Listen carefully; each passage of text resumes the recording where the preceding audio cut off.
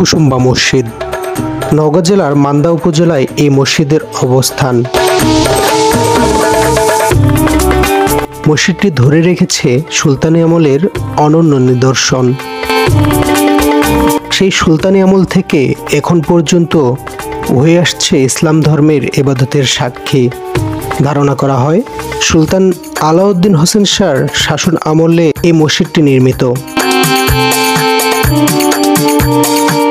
এই মসজিদটি চারকোনা বিশিষ্ট। কালো ও ধূসর রঙের পাথর আর পোড়ামাটির ইটে গড়া এই মসজিদ। মসজিদটিতে ব্যবহার করা হয়েছে মাটির ট্যালি। আবার মসজিদের গায়ে জ্যামিতিক নকশার আদলে রয়েছে পোড়ামাটির সুদৃশ্য কারুকাজ। মসজিদের চার কোণায় 4টি কোণাকৃতি বুরুজ আছে। 1897 সালের ভূমিকম্পে এই মসজিদটির ব্যাপক ক্ষয়ক্ষতি হয়, সাথে 3টি গম্বুজ ধসে পড়ে।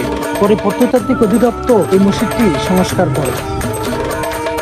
মসজিদের সম্মুখভাগে প্রায় 77 বিঘা জমির উপরে রয়েছে একটি বিশাল দিঘি। রয়েছে সুন্দর শান বাঁধানো ঘাট। মসজিদটির দৈর্ঘ্য 58 ফুট এবং প্রস্থে 42 ফুট। মসজিদের ভিতরে এক কোণে গম্বুজের উপর একটি উঁচু আসন আছে। ধারণা করা হয় এই আসনে বসেই তৎকালীন কাজী বা বিচারকরা বিভিন্ন সমস্যার সমাধান করতেন।